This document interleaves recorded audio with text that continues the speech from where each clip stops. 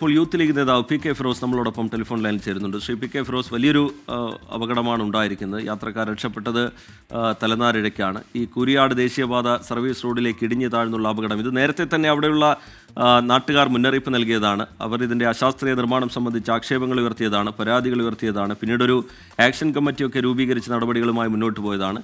ഇപ്പോഴെല്ലാവരും ആശങ്കപ്പെട്ടതുപോലെ ആ അപകടം സംഭവിച്ചിരിക്കുന്നു. P K Firoz.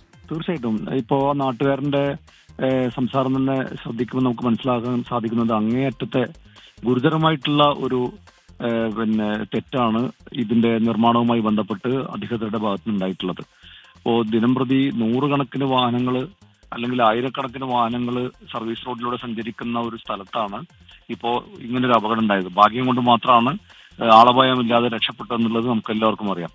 അപ്പോ ഈ കേരളത്തിന്റെ ഒരു പ്രകൃതിയുടെ സ്ഥിതി മനസ്സിലാക്കിയിട്ട്, മഴയുടെ സ്ഥിതി മനസ്സിലാക്കി, അതുപോലെ തന്നെ വെള്ളക്കെട്ട്, തണ്ണീർത്തടങ്ങൾ, പാടങ്ങള്, ഇതെല്ലാം മനസ്സിലാക്കിയിട്ടല്ല ഈ നിർമ്മാണം നടത്തിയിട്ടുള്ളത് എന്നുള്ളതാണ് ഇപ്പോൾ നമുക്ക് ബോധ്യമാകുന്നത്. അപ്പോൾ ഒരു അപകടം ഉണ്ടാകുമ്പോൾ മാത്രം ഇത് ചർച്ച ചെയ്യുകയും അപകടത്തെ തുടർന്ന് കാര്യങ്ങൾ ചർച്ച ചെയ്യുകയും പരിഹരിക്കുകയും ചെയ്യുക എന്നുള്ളതിന് പകരമായി ഇത് അപകടം ഉണ്ടാകാതിരിക്കാനുള്ള മുൻകരുതലുകളും അതിനു വേണ്ട രീതിയിൽ ശാസ്ത്രീയമായ രീതിയിൽ റോഡ് നിർമ്മാണം നടത്തുകയും ചെയ്യുക എന്നുള്ളത് ഇവിടെ നടന്നിട്ടില്ല എന്നുള്ളത് വേണം ഇപ്പം നമുക്ക് മനസ്സിലാക്കാൻ കഴിയുന്നത്. കാരണം ഇത്തരം റോഡ് നിർമ്മാണങ്ങളൊക്കെ നടക്കുന്ന സമയത്ത് ഇതൊക്കെ ബന്ധപ്പെട്ട് പരിശോധിക്കേണ്ട ആളുകൾ, ഇതിന്റെ സൂപ്പർവിഷൻ നടത്തേണ്ട ആളുകൾ, ഇതിന്റെ എഞ്ചിനീയർമാർ, ഇതൊക്കെ വേണ്ട രീതിയിൽ പരിശോധന നടത്തിയിട്ടുണ്ടോ അതില്ല എന്നുള്ളതാണ് ഇപ്പോൾ ബോധ്യമാകുന്നത്. അതുകൊണ്ട് വളരെ അങ്ങേയറ്റത്തെ ഗുരുതരമായിട്ടുള്ള തെറ്റാണ് അധികൃതരുടെ ഭാഗത്തുനിന്നുണ്ടായിട്ടുള്ളത്. ഇത് പലതവണ ശ്രദ്ധയിൽപ്പെടുത്തിയിട്ടും എന്തെങ്കിലും തരത്തിലുള്ള വിദഗ്ധ പരിശോധനയോ ഇങ്ങനെ ഒരു ആക്ഷേപം നിലനിൽക്കെ ആ ആശങ്ക പരിഹരിക്കാനുള്ള ഇടപെടലോ എന്തെങ്കിലും ബന്ധപ്പെട്ടവരുടെ ഭാഗത്തുനിന്ന് ഉണ്ടായിരുന്നു താങ്കളുടെ അറിവിൽ?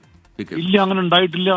ഉണ്ടായിരുന്നെങ്കിൽ ഇങ്ങനത്തെ ഒരു സംഭവം ഉണ്ടാവില്ലല്ലോ. ഈ നാട്ടിൽ തന്നെ ആള് ഈ സംഭവം ഉണ്ടായതിന്റെ തൊട്ടടുത്ത ആള് പറയുന്നത് കേട്ടാൽ നമുക്ക് മനസ്സിലാക്കാൻ സാധിക്കും.